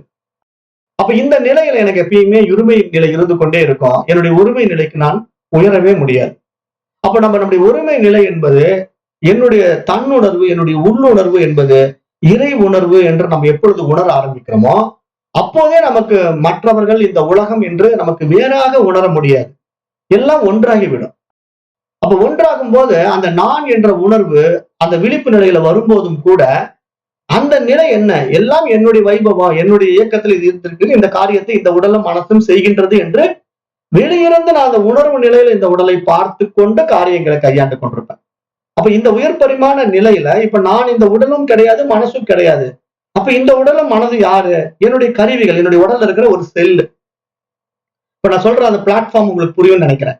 நான் சொல்ற பிளாட்ஃபார்ம் என்ன அப்படின்னா, இப்ப நான் இந்த உடல் என்று நீங்க அபிமானிச்சீங்கன்னா உங்க உடம்புக்குள்ள நிறைய மல்டிபிள் செல்ஸ் இருக்கு. அந்த மல்டிபிள் செல்ஸ் நீங்க வந்து எந்த கமாண்டும் கொடுக்கறது இல்ல. அது அதனுடைய காரியத்தை அழகா செய்துகிட்டு இருக்கு. ஹார்ட் செல் வந்து ஹார்ட்ல இருக்கிற வேலையை செய்து, லங்ஸ்ல இருக்கிற செல்லுங்க லங்ஸ்ல இருக்கிற வேலையை செய்துகிட்டு இருக்கு. அதை பத்தி நீங்க கவலைப்படாம நீங்களா இருக்கிறீங்க. அது மாதிரி இங்க ஈஸ்வரன் என்ன பண்றான், இந்த ஒட்டுமொத்த பிரபஞ்சத்துக்குள்ள அந்தந்த காரிய நீதிக்குள்ள அது நடந்துகிட்டு இருக்கிறது அவன் கண்டுக்காம தான் இருக்கிறான். ஆனா கண்டுக்கிறது இந்த மைண்ட் தான் இங்க கண்டுக்குது. இந்த மைண்ட் என்ன பண்ணுதுன்னா, இதை நான் செய்கிறேன் என்று அபிமானம் கொள்றதுனால, என்னுடைய செயல் என்று இதை அபிமானிக்கிறதுனால இதனுடைய விசை சுகங்கள்ல பாதிக்கப்படுது. அப்ப அதனால இந்த உடலும் மனசு இதுல சிக்கிக்குது. அப்ப அதை சிக்காம இருக்கணும்னா நம்ம என்ன பண்ணணும்? இந்த தனிப்பட்ட உடலையும் அந்த தனிப்பட்ட மனதையும் கடந்து அந்த உயர் பரிமாண ஈஸ்வர உடலுக்குள்ள நம்ம போகணும். அப்ப ஈஸ்வர உடலுக்குள்ள நம்ம போயிட்டோம்னா இந்த ஒட்டுமொத்த பிரபஞ்ச உடலும் என்னுடைய உடலுங்கும் போது இப்ப இந்த உடல்லையே வந்து நான் எனதுங்கிற அபிமானம் எனக்கு போயிடும். மற்றவர்கள் உடலை நான் பார்ப்பது போல இந்த உடலையும் பார்க்க ஆரம்பிச்சிருவேன். இந்த பாயிண்ட் உங்களுக்கு புரியணும். இப்ப நான் வந்து எனக்கு முன்னாடி இருக்கிறவனை பார்த்து அது என்னுடைய உடம்புன்னு அபிமானம் வச்சுக்க மாட்டேன். அது எனக்கு வேறாக்க இருக்கிற உடம்பு தான் எனக்கு நல்லாவே தெரியும். ஆனா இது என்னுடைய உடம்புங்கிற அபிமானம் நான் வச்சிருக்கேன். அதுக்கு காரணம் இது நானுங்கிற அபிமானம். அப்ப நான் இந்த மாதிரி இந்த அபிமானத்தை விட்டு அந்த உயர் பரிமாண அறிவுக்குள்ள நான் நுழையும் போது, அந்த உண்மை நான்குள்ள நான் நுழையும் போது, இங்க எல்லா உடல்களும் என்னிடத்திலே இருக்கின்றன. அதுக்கு உண்டான காரியங்கள் அது செய்து கொண்டிருக்க. அது அப்படியே செய்யட்டுமே அப்படிங்கிறத நான் சும்மா வேடிக்கை பார்ப்பேனா, இல்ல ஒவ்வொன்றையும் கூப்பிட்டு கூப்பிட்டு கமாண்ட் கொடுத்துட்டு இருப்பேனா? அந்த கமாண்ட் கொடுக்க வேண்டிய வேலையே கிடையாது இங்க. அந்த கமாண்ட் அவன் கொடுக்கறதும் கிடையாது. இறைவன் யாருக்கும் எந்த கட்டளையும் கொடுப்பது கிடையாது. இந்த கட்டளைகளை உருவாக்கி கொள்வதே இந்த மனசு தான். இந்த மனசே தான் நமக்குள்ள கட்டளையை உண்டாக்கிக்குது. உண்டாக்கிட்டு நான் இந்த காரியத்தை பண்றேன், நான் காலையில பூஜை பண்றேன், சாமி கும்பிடுறேன், கோயிலுக்கு போறேன் அப்படின்னு நினைக்குது. அவன் என்ன பண்றான்? அவன் சாமி கும்பிடாம சினிமாவுக்கு போயிட்டான், அவன் கெட்டவன். இவன் சாமி கும்பிட்டு கோயிலுக்கு போயிட்டான், இவன் நல்லவன். அப்படிங்கறதெல்லாம் எது உருவு பண்ணுவது? மைண்டு தான் உருவாக்குது இத்தனை விஷயங்களையும். ஆனா இங்க கோயிலுக்கு போறவன் நல்லவன், சினிமாவுக்கு போறவன் கெட்டவங்கிறத அந்த ஈஸ்வரன் பாக்குறானா? ஈஸ்வரன் அதெல்லாம் கண்டுக்கிறதே கிடையாது. அதே மாதிரி இங்க சினிமாவுக்கு போறவனுக்கு ஒரு சந்தோஷத்தை கொடுக்குது, கோயிலுக்கு போறவனுக்கு ஒரு சந்தோஷத்தை கொடுக்குது. இவனுடைய சந்தோஷமான மனநிலையை இவன் தான் உணர்வான், அவனுடைய சந்தோஷமான மனநிலையை அவன் தான் உணர்வான். ஆனா அதற்கும் ஈஸ்வரனுக்கு சம்பந்தம் கிடையாது. அப்ப நம்ம உடம்புக்குள்ள இருக்கிற ஒவ்வொரு செல்களும் ஒவ்வொரு காரியத்தை செய்து கொண்டு ஒவ்வொரு விளைவுகளை சந்தித்துக் கொண்டிருக்கிறதுல எனக்கு ஏதாவது பிரச்சனை இருக்கானா? எனக்கு எந்த பிரச்சனையும் இல்லை, நான் நானாகவே இருந்துகிட்டு இருக்கேன். அப்ப அது மாதிரி இங்க நம்ம இந்த உடம்பையும் மனதையும் கடந்து நம்ம நின்று பழகணும்னா நம்முடைய ரியாலிட்டி தான் இங்க இருப்பு, எக்ஸிஸ்டன்ஸ் சொல்லுது சாஸ்திரம். அதுதான் இங்க நான் இருக்கிறேன் அப்படிங்கிற தன்னுணர்வு. அப்ப அந்த இருப்பு நம்ம இடத்துல நான் எப்படி இருக்கிறேன் அப்படின்னா, நான் அந்த தூய அறிவாக இருக்கிறேன் அப்படிங்கிற நிலை நமக்கு எப்ப உணரப்படுமோ அப்ப நம்ம இடத்துல பேதங்கள் மறைந்துவிடும். அப்ப நான் வேறு உலகம் வேறு என்ற இருமைகள் இருக்காது. இதை நீங்க நல்லா புரிஞ்சுக்கணும். இது ஒரு பாயிண்ட் ஆஃப் வியூல உங்களுக்கு சொல்லிட்டேன். அடுத்தது காலம் அப்படிங்கிற ஒரு விஷயம் இருக்கு. காலம் அப்படின்னா இப்ப நம்ம டைம்ன்ற ஒரு விஷயத்துக்குள்ள வரோம். இப்ப இந்த டைம்ங்கிற ஒரு விஷயம் எப்படின்னா நம்மளை பொறுத்த வரைக்கும் பிரம்மாண்டமா இருக்கு. என்னுடைய உடலுக்கான ஆயுட்காலம் 120 ஆண்டுகள் கொடுக்கப்பட்டிருக்கு. அப்ப நான் இந்த உடல் 120 ஆண்டுகளை வைத்து இந்த உலகத்துல வாழ போறது இந்த உடம்பு அப்படின்னு நான் நினைச்சு வச்சுக்கிட்டு வாழ்ந்து கொண்டிருக்கிறேன். ஆனா ஏன் 120 ஆண்டுகள் எல்லாராலையும் வாழ முடியறது இல்லை அப்படின்னா, அந்த உடலை முன்னாடி கொண்டு போறதும் நீண்ட காலம் தக்க வைப்பதற்கும் அந்த உடல்ல உண்டாகின்ற செயல் விளைவுகள் தான் காரணமா இருக்க முடியுமே தவிர வேறு என்ன காரணமா இருக்க முடியும்? நீங்களே ஆராய்ந்து பாருங்க. டைம் மாத்துறதுங்கிறது அந்த அதிகாரம் நம்ம இடத்திலேயே தான் கொடுக்கப்பட்டிருக்கு. இந்த காலமும் தேசமும் நம்மிடத்திலேயே கொடுக்கப்பட்டிருக்கு. ஆனா அந்த காலத்தையும் தேசத்தையும் நம்ம எப்படி பயன்படுத்துறோங்கிறது தான் நமக்கு இங்க எல்லாமே இருக்கு. இப்ப நீங்க நைட்ல போய் 10 மணிக்கு தூங்கலாம், 12 மணிக்கு தூங்கலாம். ஆனா காலையில 9 மணிக்கு நீங்க ஆபீஸ் போகணும் அப்படிங்கறத உங்களுக்கு ஒரு டைம் பிக்ஸ் பண்ணி கொடுத்துருக்காங்க. அப்ப நீங்க நான் 12 மணிக்கு தூங்கிட்டேங்க, அதனால காலையில 12 மணிக்கு தான் ஆபீஸ்க்கு வருவேன் அப்படின்னு நீங்க சொன்னா ஆபீஸ் மேனேஜர் ஒத்துக்குவார? நீ எத்தனை மணிக்கு தூங்க எனக்கு அது தெரியாது, ஆனா 9 மணிக்கு நீ ஆபீஸ்க்கு வரணும் அப்படின்னு அவங்க சொல்லிடுவாங்க. அப்ப நான் தூக்கத்தை கரெக்ட் பண்றது யாருடைய கையில இருக்கு? நான் தானே, என்னுடைய முடிவு தானே. நான் சீக்கிரம் தூங்கி சீக்கிரம் எழுந்திருக்கலாம், சீக்கிரம் நான் வேலைக்கு போகலாம். நான் லேட்டா தூங்கி லேட்டா எழுந்திருக்கலாம், நான் லேட்டா வேலைக்கு போகலாம். அப்ப நான் லேட்டா தூங்கி லேட்டா எழுந்து நான் லேட்டா வேலைக்கு போனா அந்த வேலையில வச்சுக்கிறதா வச்சுக்க கூடாதாங்கிற முடிவு எடுக்கிறது முதலாளி தான் முடிவு எடுப்பாரு. அந்த முடிவு நான் எடுக்க முடியாது இல்ல. அப்ப இங்க எந்த ஒரு விஷயத்தையும் இன்னொருத்தர் நம்மளை வச்சு கையாளும் போது சில முடிவுகளை தான் நான் எடுக்க முடியும், சில முடிவுகள் எனக்கு மேல இருக்கிற மேல் அதிகாரிகள் தான் எடுப்பாங்க. அப்ப அது மாதிரிதான் இங்க வாழ்க்கையும். இப்ப இந்த வாழ்க்கையில நம்ம என்ன பண்ணிட்டோம் அப்படின்னா இந்த கால தேசத்துக்குள்ள சிக்கிக்கிட்டோம். நானுங்கிற இந்த பாடி மைண்ட் அட்டாச்மெண்ட்டே நம்மள என்ன பண்ணுதுன்னா இந்த காலமும் தேசமும் எனக்கு குறித்தானது அப்படிங்கிற ஒரு கான்செப்டுக்குள்ள திருப்பி நம்ம அதுல சிக்கிக்கிட்டு இருக்கோம். அப்ப இந்த கான்செப்ட்ல இருந்து நம்ம வெளியே வரணும் அப்படின்னா நம்ம உண்மையா என்ன தெரியுமா புரியணும்? நிகழ்காலம் தெரியணும். இப்ப பிரசன்ஸ்ல நான் இருக்கிறேனா, இப்ப பிரசன்ட் டென்ஸ்ல நான் இருக்கிறேனா, இப்ப நான் இருக்கிற காலம் என்ன அப்படின்னு பாத்தீங்கன்னா உண்மையிலேயே நம்ம எப்பொழுதுமே பிரசன்ட் டென்ஸ்ல தான் இருக்கிறோம். ஆனா நம்ம அதை விட்டுட்டு பாஸ்ட் டென்ஸுக்கு போறோம், ஃபியூச்சர் டென்ஸுக்கு போறோம். அதாவது கடந்த காலத்தை நான் திருப்பி கற்பனைப்படுத்திக்கிறேன், ஞாபகம் அப்படிங்கிற ஒரு விஷயத்துல கொண்டு வந்து நான் என்ன பண்ணிட்டேன், நான் 10 வருஷத்துக்கு முன்னாடி அப்படிலாம் இருந்த தெரியுமா, நான் அப்படி செஞ்சேன், இப்படி செஞ்சேன், அன்னைக்கு நான் அப்படி சம்பாதிச்சேன், இன்னைக்கு நான் இப்படி இருக்கிறேன் அப்படின்னு நம்ம எதையோ சொல்றோம் இல்லையா? இது ஏன் நம்ம செய்யறோம்? அந்த கடந்த கால நினைவுகளை நம்ம சேகரித்து வைத்துக் கொண்டு நம்ம இந்த நிகழ்காலத்துல கொண்டு வந்து அதை திணிக்கிறோம். இது நம்முடைய அஜ்ஞானம், இது நம்முடைய முதல் அறியாமை. அதே மாதிரி இப்ப நான் பிரசன்ட் டென்ஸ்ல என்ன நடந்துட்டு இருக்கோ அதை ஏற்காம நான் என்ன பண்றேன், ஃபியூச்சருக்கு போறேன். ஃபியூச்சர்ல என்ன பண்றேன்னா நான் இன்னொரு 10 வருஷம் கழிச்சு இப்படி ஆக போறேன், அதுக்கு நான் இப்பயே திட்டமிடுறேன். அப்ப நான் 10 வருஷம் கழிச்சு நான் இப்படி இருக்கணும்னா நான் இதையெல்லாம் செஞ்சா நான் இப்படி எல்லாம் இருக்கலாம் அப்படிங்கிற ஒரு தீர்மானத்தை எது உருவாக்குது? இதே மைண்ட் தான் உருவாக்குது. அப்ப இங்க மைண்ட் என்ன பண்ணுதுன்னா நிகழ்காலத்துல இருக்க தயாரா இல்ல, நிகழ்காலத்துல வாழ தயாரா இல்ல. கடந்த காலத்தை நோக்கி போவோம், இல்லைன்னா எதிர்காலத்தை திட்டமிடும். இந்த இருவேறு செயல்களையும் இதே மைண்ட் தான் செய்யுது அப்படிங்கிறது யாருக்கு புரியுதோ அவன் விழித்துக் கொள்வான். அவன் விழித்துக் கொண்டவன் என்ன பண்ணுவான்? ஒவ்வொரு வினாடியும் நிகழ்காலத்தில் வாழ்வான். அப்ப நமக்கு இன்றைக்கு இப்பொழுது இந்த வினாடியில் எனக்கு என்ன செய்யப்பட்டிருக்கு, என்ன செய்ய வச்சிருக்காங்க, அதை மட்டும் நான் செஞ்சுக்கிட்டு இருந்தா போதும். இப்போதைக்கு நான் இதை செஞ்சா போதும் அப்படின்னு அந்த நிகழ்கால தன்மைக்குள்ள ஒருத்தன் வந்துட்டா போதும், அவருடைய வாழ்க்கை ஆனந்தமாக மாறிவிடும். ஏன்னா இப்போது என்பது நாம் எப்போதும் காணுகின்ற உண்மை. நேற்று நடந்தது என்பது, நாளை நடக்க போகின்றது என்பது எல்லாமே நம்முடைய கற்பனை. ஏன்னா மனம் அதுல இருந்து திருப்பி விடுபடாம, இப்ப எப்படி நான் கனவு கண்டு விட்டேன், நான் நைட்டு தூங்கும்போது ஒரு கனவு கண்டேன், அந்த கனவை நான் நினைவுல பேசிக்கிட்டு இருக்கேன். ஏதாவது பலன் இருக்கா? நான் கனவு காணும் போது என்ன நான் பண்றேன்னா, கனவுல நான் ஒரு பெரிய பணக்காரனான மாதிரி ஒரு கனவு காண்றேன், மல்டி பில்லியன் ஆயிட்டேன், எனக்கு அப்படியே பெரிய பங்களா வந்துடுது, இருக்கிறதுலே காஸ்ட்லி கார் வந்துடுது, அப்படியே ஒரு ஆடம்பரமான ஸ்விம்மிங் பூல்ல குளிச்சுட்டு இருக்கேன், அப்படியே ரொம்ப அருமையா இருக்கு கனவு. அப்புறம் கனவு கலைஞ்சு நான் எழுந்துட்டேன். எழுந்த உடனே நான் நண்பர்கள்கிட்டயும் என்னுடைய உறவினர்கிட்ட சொல்றேன், நான் இந்த மாதிரி அருமையான ஒரு கனவு கண்டேன், நான் பங்களாவில் இருந்தேன், கார்ல போனேன், என்னுடைய வீட்லயே ஸ்விம்மிங் பூல்லாம் இருக்கு, அப்படி இப்படி நான் என்ன வேணா சொல்லலாம். ஆனா நனவு நிலைக்கு அது சூட் ஆகுமா? அந்த கனவு வாழ்க்கையில வாழ முடியுமான்னா, கனவுல நீங்க எவ்வளவு பணம் வச்சிருந்தாலும், எவ்வளவு செல்வம் இருந்தாலும் நனவுக்கு அது பயன்படவே பயன்படாது. இப்ப நீங்க நிலையில என்ன, உங்க நிலை என்ன? இன்னைக்கு வேலைக்கு போனாதான் சாப்பாடுக்கு நிலைமை இருக்கு. அப்ப நான் பணக்காரனா வாழ்ந்தேன், கனவுல இப்படி எல்லாம் இருந்தேங்கிறத கதை பேசுறதுனால ஏதாவது மாற்றம் நடக்க போதா? ஒரு மாற்றம் நடக்காது இல்லையா? இது நமக்கு புரியுது இல்லையா? இது மாதிரிதான் நம்ம என்ன பண்ணிட்டோம், நிகழ்காலத்துல இல்லாம கடந்த காலத்துல நான் அப்படி இருந்தேன் இப்படி இருந்தேன்னு பேசி காலத்தை விரயம் பண்றோம். அப்புறம் எதிர்காலத்தை திட்டமிடுறோம், நான் அப்படி ஆக போறேன் இப்படி ஆக போறேன்னு திட்டமிடுறோம். ஆனா உண்மையில நம்ம நிகழ்காலத்துல வாழ்வது கிடையாது.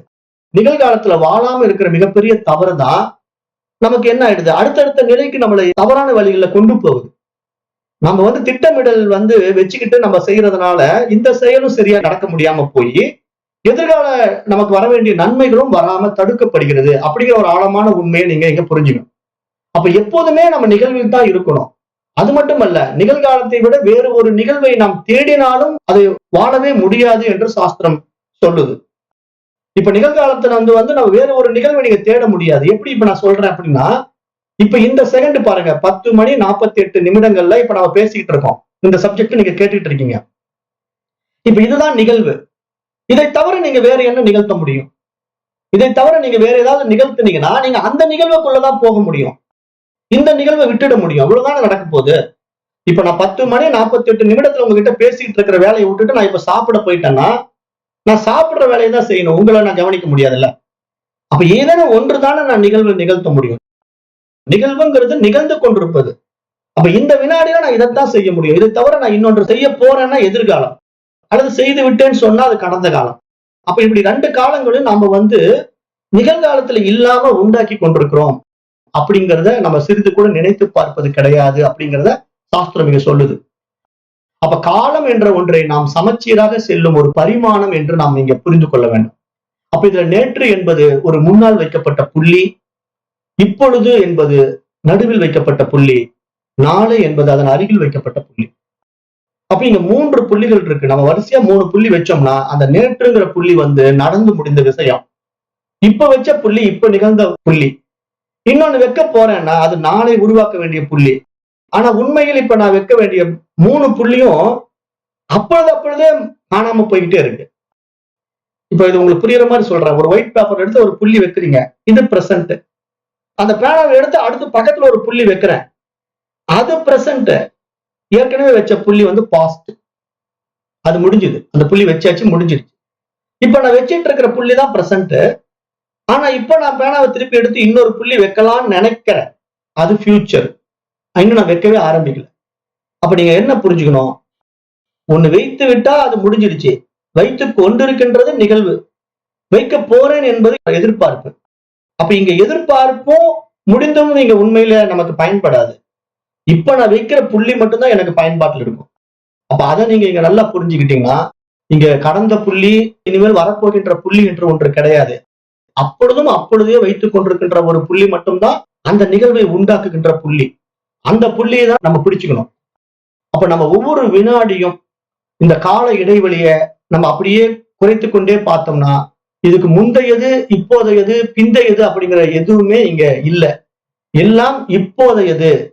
இந்த வினாடி, இந்த நொடி என்பது மட்டும்தான் உண்மையாக இருக்க முடியும். அப்ப மற்ற நொடிகள், நாட்கள் எல்லாமே வந்து வந்து போய்க்கொண்டிருப்பதனால எப்போதும் அதை நாம் உணராத வரைக்கும் தெரிந்து கொள்ள முடியாது. அப்ப நம்ம அதை அனுபவத்துல உணர்ந்து பார்க்கும் போதுதான் அது சாஸ்வதமா இல்ல, அதெல்லாம் சத்தியமா இல்ல, நம்மளால் ஏற்றி வைக்கப்பட்ட எண்ணங்களால் எழுந்த எழுச்சிகள்னால நான் தேவையில்லாத விஷயத்த பேசி காலத்தை விரயம் பண்ணிட்டு இருக்கேன், எதிர்காலத்துல அப்படி நடக்க போகுது என்று ஆராய்ந்து கொண்டிருக்கிறேன். அப்ப இது எல்லாம் என்னுடைய மனதினுடைய விளையாட்டு. அப்ப நான் என்ன பண்ணணும், இங்க பிரசன்ஸ் ஆஃப் மைண்ட்ல நான் ஒரு காரியத்தை செய்து கொண்டிருந்தா போதும். இப்ப பிரசன்ஸ் ஆஃப் மைண்ட்ல உங்களுக்கு அப்பப்ப என்ன நிகழ்வு நடந்துகிட்டு இருக்கோ அந்த நிகழ்வுகளை நீங்க அப்படியே ஏற்றுக்கொண்டு பயணம் செய்தீங்கன்னா உங்க வாழ்க்கையில எதுவும் நீங்க செய்யல, எல்லாம் உங்களுடைய இயற்கையினுடைய ரித்தத்துல அந்த நீதிக்குள்ள நடந்துட்டு இருக்கு. அப்ப அந்த நீதிக்குள்ள நடக்கின்ற அத்தனை விசேஷங்களுக்கும் நீங்க கர்த்தா போக்தா கிடையாது. இங்க நான் செய்கின்றேங்கிற அபிமானம் நீங்க எதுவும் உங்க இடத்துல உண்டாகாது. அப்புறம் இது என்னுடையதுங்கிற அபிமானம் உங்க இடத்துல வராது. இப்போ இந்த அகங்காரம் அமகாரம் நம்ம இடத்துல இல்லாம போகின்றதோ அப்போ நாம இந்த உடலையும் மனதையும் கடந்து நம்முடைய உண்மை நிலையாகிய அந்த அறிவு நிலைக்கு, அந்த சோர்ஸுக்குள்ள நம்ம நுழைஞ்சிருவோம். அதுதான் நம்முடைய ரியாலிட்டி. அப்ப அதை நம்ம புரிஞ்சுக்கிட்டா இங்க காலமோ தேசமோ உண்மையில் இல்லவே இல்லை. ஏன்னா இங்க காலமும் தேசமும் எது உண்டாக்கி வைத்திருக்கிறது என்றா நம்முடைய மனசு தான் உண்டாக்கி வைத்திருக்கு. அப்ப நம்ம மனம் கடந்த அந்த அறிவு நிலைக்குள்ள போயிட்டோம்னா அங்க காலமும் இல்ல, தேசமும் இல்ல, நம்ம யாரும் கட்டுப்படுத்தவும் முடியாது. ஏன்னா நம்ம எப்ப கால தேசத்துக்குள்ள வரமோ அப்பதான் நம்ம கட்டுப்பாட்டுக்குள்ள வரோம். அப்ப அந்த கட்டுப்பாட்டுகள் எல்லாம் இந்த உடலுக்கும் மனதுக்கும் உரித்தானது அப்படின்னு நமக்கு புரிஞ்சு போச்சுன்னா நாம இந்த உடலையும் மனதையும் அபிமானிப்பதை விட்டுவிட்டு நான் என்ற நம்முடைய சுய அறிவில நம்ம நிக்க பழகுவோம். அந்த சுய அறிவு தான் இங்க எல்லாவற்றுக்கும் ஆதாரமாக இருக்கிறது. அது இருப்பதனால்தான் நீங்க எல்லாமே படைக்கப்படுகிறது, நீங்க எல்லாமே அனுபவிக்கப்படுகிறது, எல்லாமே அழிக்கப்படுகிறது அப்படிங்கிற மிகப்பெரிய உண்மை நமக்கு விளங்க வரும். அப்ப இங்க காலம் என்ற ஒரு பரிமாணமும் நமது உடல் நினைவுகள் வரும்போதுதான் வருகிறது. ஆழ்நிலை உறக்கத்திலே இந்த உடல் நினைவு இல்லாத போது அங்கே காலம் என்ற ஒன்று நம்ம இடத்திலே இல்லவே இல்லை என்றுதான் நான் நீங்க சொல்றேன். ஏன்னா நீங்க ஆழ்ந்த உறக்கத்துக்கு போகும்போது அங்க கால தேசம் இல்ல. நீங்க எங்க தூங்கிட்டு இருக்கீங்க, தமிழ்நாட்டுல தூங்கிட்டு இருக்கீங்களா, அமெரிக்காவில தூங்கிட்டு இருக்கீங்களா, நீங்க இருக்கிற இடமும் உங்களுக்கு தெரிய போறது இல்ல. அதே மாதிரி நான் இத்தனை மணி நேரம் தூங்குனேன் அப்படின்னு ஏதாவது உங்களால சொல்ல முடியுமா? சொல்ல முடியாது. ஏன்னா இங்க உறக்கத்துக்குள்ள போகும்போது இந்த மனசு இல்லாம போறதுனால அங்க கால தேசம் கிடையாது. அப்ப நீங்க இது எப்படி அனுபவ உண்மையாக உங்களுடைய உறக்கத்தை அனுதினமும் அனுபவம் ஆக்கி கொண்டிருந்தாலும் அதை பற்றி ஒரு அறியாமையில் இருக்கின்றீர்கள் பாத்தீங்களா, அதுதான் இங்க வருத்தப்பட வேண்டிய, பரிதாபப்பட வேண்டிய விஷயம் என்று சொல்றேன். அப்ப நம்ம இங்க ஆராய்ந்து பார்க்கும்போது உறக்கத்துல இந்த உலகம் இல்லாம போயிடுது, இந்த கால தேசங்கள் இல்லாம போயிடுது. ஆனால் நம்ம விழிப்பு நிலைக்கு வரும்போதுதான் இந்த உலகமும் கால தேசங்களும் நம்முடைய கட்டுப்பாட்டுக்குள்ள வருது. அப்ப இதையெல்லாம் யார் உண்டாக்குறா அப்படின்னு நீங்க ஆராய்ந்து பார்த்தீங்கன்னா இங்க எல்லாமே மைண்ட் தான் உருவாக்குகிறது. அப்ப இங்க மைண்ட நீங்க எப்ப விட்டுட்டீங்களோ அப்ப நீங்க அந்த தூய அறிவாக மாறி விடுகிறீர்கள். மறு வினாடி இங்க நீங்க இந்த உடலும் அல்ல, மனசும் அல்ல. அப்ப அந்த நிலைங்கிறது ஒரு உயர் பரிமாண அனுபவம் என்பதனால அந்த நிலையிலிருந்து நீங்க இந்த உலகத்தை பார்க்கணும்னா இந்த உலகம் எல்லாமே உங்களுக்குள்ளேயே இருக்குமே தவிர நீங்க பார்க்கவே முடியாது. ஏன்னா பார்ப்பதற்கு இன்னொருத்தங்க இல்லவே இல்லை. ஆனா நீங்க பார்த்து கொண்டே நான் பார்க்கிறேன், நான் பார்க்கிறேன் என்று சொல்லிக் கொண்டிருப்பது அதே மனசு தான் சொல்லிக் கொண்டிருக்கு. அந்த மனசு தான் நான் இதை பார்க்கிறேன், நான் பார்ப்பான், அது பார்க்கப்படும் பொருள் அப்படின்னு சொல்லுது. ஆனா இங்க பார்ப்பானும் இல்லை, பார்க்கப்படும் பொருளும் இல்லை, இருப்பது பார்வை மட்டும்தான். இங்க அறிபவனும் இல்லை, அறியப்படும் பொருளும் இல்லை, இருப்பது அறிவு மட்டும்தான். அப்ப இங்க அறிவுதான் நான் என்று நம்முடைய சுயத்துக்குள்ள நம்ம போயிட்டோம்னா இங்க உண்மையில் உலகம் என்பது கிடையாது. அப்ப பரத்தை பார்த்தவன் உலகத்தை பார்க்க முடியாது, உலகத்தை பார்க்கின்றவன் பரத்தை பார்க்க முடியாது. அப்ப இதுதான் ஒரு பேரானந்த அனுபவம். அந்த நிலை இறை அனுபவம், இறை அனுபூதி என்று இங்கு சாஸ்திரம் அருமையாக பேசுது. இப்ப இதை திருமந்திரமே இன்னொரு பாடல்ல சொல்லுது. அதை நான் சொன்னாதான் இத்தனை வருஷம் நான் எடுத்த பாடத்துக்கே ஒரு பலன் இருக்கும். என்ன சொல்றதுன்னா, உரையற்றது ஒன்றை உணரை செய்யும் ஊமர்கால் கரையற்றது ஒன்றை கரை காணல் ஆகுமோ, திரையற்ற நீர் போல் சிந்தை தெளிவோர்க்கு புறையற்று இருந்தான் புரிசடையோனே. அருமையான பாடல். இந்த பாடல் சொன்னாதான் நான் என்ன பண்ணிட்டு இருக்கிறேங்கிறது உங்களுக்கு தெரியும், நீங்க என்ன பண்ணிட்டு இருக்கீங்கிறது உங்களுக்கு தெரியும். பாருங்க இந்த பாடல் என்ன கருத்து சொல்ல வருது அப்படின்னா, திருமூலர் அழகா சொல்றாரு. என்ன சொல்றாருன்னா, உரையற்றது ஒன்றை உணரை செய்யும் ஊமர்கால். யார சொல்றாரு? இறைவனை பற்றியே உரைக்க முடியாத ஒரு விஷயத்தை உரைத்துக் கொண்டிருக்கின்ற ஊமைகளேங்கிறார். எங்களை மாதிரி ஆட்களை சொல்றார். அதாவது இறைவன் எப்படிப்பட்டவன்? அவனை பற்றி நீ வார்த்தைகளால் உரைத்து விட முடியுமா? சொல்லி புரிய வச்சிட முடியுமா? உரையற்றது ஒன்றை உணர செய்கின்ற ஊமர்கள், கரையற்றது ஒன்றை கரை காணல் ஆகுமோங்கிறார். ஒரு கரையே இல்லாத ஒரு விஷயத்தை போய் நான் கரையை கண்டுபிடிக்கிறேன்னு சொல்றது எப்படி ஒரு மூடத்தனம்? அப்ப இங்க நம்ம என்ன புரிஞ்சுக்கணும்? திரையற்ற நீர் போல் சிந்தை தெளிவோர்க்கு புறையற்று இருப்பான் புரிசடையோனே. அப்ப யாருக்கு இங்க சிந்தை தெளிந்திருக்கிறதோ, களங்கமில்லாத சிந்தை, களங்கமில்லாத மனம், களங்கமில்லாத உள்ளம் உண்டாகி இருக்கிறதோ, அவரிடத்திலே இறைவன் பிரகாசிப்பான், வெளிப்படுவான். புறையற்று இருந்தான் புரிசடையோனே. அவன் அழகா வெளிப்பட்டு காணப்படுவான். அதுதான் இறைவன். அவன்தான் அறிவு, அவன்தான் பரமன், அவன்தான் பிரம்மம் என்ற ஒரு ஆழமான விஷயத்தை இந்த திருமந்திரம் இங்க எடுத்து சொல்லுது. அப்ப நம்ம இங்க என்ன புரிஞ்சுக்கணும்? இப்ப நான் என்ன பண்ணிட்டு இருக்கேன்னா, இப்ப நான் இந்த விஷயத்தை பத்தி பேசிக்கிட்டு இருக்கிறேன் பாருங்க. உண்மையிலேயே நான் ஒரு ஊமை. இப்ப இந்த விஷயத்தை எல்லாம் நீங்க கேட்டுட்டு இருக்கீங்க பாருங்க. நீங்க எல்லாம் உண்மையிலேயே செவிடு. ஏன் இதை இவ்வளவு பிராக்டிகலா நம்ம பாக்குறோம் அப்படின்னா, இப்ப நான் பேசிட்டேன், நான் சொன்னதெல்லாம் நீங்க புரிஞ்சுக்கிட்டீங்கன்னு நினைக்கிறதே என்னுடைய முட்டாள்தனம். நான் சொன்னதெல்லாம் நீங்க புரிஞ்சுக்கிட்டீங்க, நீங்க நடைமுறைப்படுத்துவீங்க அப்படின்னு நான் நினைக்கிறதே என்னுடைய முட்டாள்தனம். ஏன்னா நானே ஒரு ஊமை. நான் எப்படி உங்களுக்கு பேசி புரிய வைக்க முடியும்? பேசி புரிய வைக்கவே முடியாத ஒரு விஷயத்த நான் புரிய வச்ச மாதிரி நினைச்சுக்கிட்டு இருக்கேன் பாருங்க. இதுதான் மைண்ட். நான் பாயிண்ட்டுக்கு வரேன். நான் ஒரு விஷயத்த சொல்லிட்டேன், நீங்க அதை புரிஞ்சுக்கிட்டீங்க அப்படின்னு நினைக்கிறதே என்னுடைய மைண்ட். அதனால எங்க மைண்ட் என்ன பண்ணுதுன்னா, நான் ஒண்ணு சொல்லிட்டு இருக்கேன்னு நினைக்குது, அது அவங்க கேட்டுட்டு இருக்காங்க அப்படின்னு நினைக்குது. அப்ப இதைதான் எங்க திருமந்திரம் சொல்லுது. உரையற்றது ஒன்றை உணர செய்யும் ஊமர்கள். நீயே ஊமை, நீ எப்படி இதை போய் சொல்ல முடியும்? சொல்லவே முடியாது. உங்களை பத்தி என்ன சொல்றது? அவங்களே செவிடு, அவங்க கேட்கவே மாட்டாங்க. நீ எப்படி போய் இதை சொல்லி புரிய வைக்க போற? அதுவும் நடக்காது. ஆக விஷயம் என்னன்னா, இங்க உண்மையிலேயே யாரும் மனதுல தான் இத்தனை நாள் ஆராய்ச்சி பண்ணிட்டு இருக்க முடியுமே தவிர, தூய அறிவு நிலைக்கு போயிட்டீங்கன்னா இங்க நீங்களும் இல்லை, நானும் இல்லை. இப்ப நீ, நான், அவன், அவள், அது அப்படிங்கிற ஒண்ணுமே கிடையாது. இருப்பது இறைவன் மட்டும்தான். அவன் மட்டும்தான் நான் நான் என்று ஸ்புரணமாகி கொண்டிருக்கான். அவன் மட்டும்தான் நான் நான் என்று பிரகாசித்துக் கொண்டிருக்கிறான். அப்ப கரையே காண முடியாத ஒன்றை கரை காண முயற்சிப்பது முடியுமா அப்படின்னா முடியாது. அப்ப என்னதான் வழிங்க? இதுக்கு என்ன வழி அப்படின்னு கேட்டா, அடுத்த 2 லைன்ல அழகா சொல்றாரு பாருங்க. திரையற்ற நீர் போல சிந்தை தெளிவோர்க்கு. களங்கமில்லாத நீர் எப்படி அடியில இருக்கிறது எல்லாத்தையும் காட்டி கொடுக்குது இல்லையா? ஒரு நீர் களங்கம் இல்லாம குளத்துல நிக்குது. ஒரு ஸ்விம்மிங் பூல் போறீங்க, கண்ணாடி மாதிரி தண்ணி இருக்கு. அப்ப அந்த கண்ணாடி மாதிரி இருக்கிற தண்ணிக்கு அடியில என்னென்ன கிடக்குதுங்கிறத நீங்க நல்லா பார்க்கலாம். ஆனா கலங்கிய சேத்து தண்ணியில போய் அடியில என்ன இருக்குன்னு உங்களுக்கு தெரியுமா? கண்டுபிடிக்கவே முடியாது. அது மாதிரி களங்கமற்ற சிந்தையில தான், அந்த களங்கமில்லாத சிந்தை, தூய்மையான மனசு யாருக்கிட்ட இருக்கோ அவர்களுடைய உள்ளத்திலே இறைவன் வெளிப்படுகின்றான் அப்படிங்கிற ஒரு ஆழமான உண்மையை, புறையற்று இருந்தான் புரிசடையோனே அப்படிங்கிற ஒரு ஆழமான உண்மையை இங்கே சாஸ்திரம் நமக்கு விளக்குது இல்லையா? அப்ப இதை நல்லா உள்ள வாங்கிக்குங்க. இங்க இறைவனை தரிசனம் பண்ணணும்னு ஆசைப்படுகின்ற ஒவ்வொருத்தருக்கும் நான் சொல்லுகின்ற தாழ்மையான கருத்து என்ன தெரியுமா? இந்த பாடத்திட்டங்களை உள்ள வாங்கிக்கிட்டு நீங்க இந்த உடல் மேல இருக்கிற அபிமானத்தை விட்டுடணும். இந்த உலகத்தை உண்மை என்று நம்புகின்ற அபிமானத்தை விட்டுடணும். இந்த உலகத்தின் மேல விருப்பு வெறுப்பை காட்டக்கூடாது. இங்க ஒருத்தர் உயர்ந்தவர், ஒருத்தர் தாழ்ந்தவர் அப்படிங்கிற விஷயமே கிடையாது. ஏன்னா எல்லாமே எனக்குள்ள இருக்கு.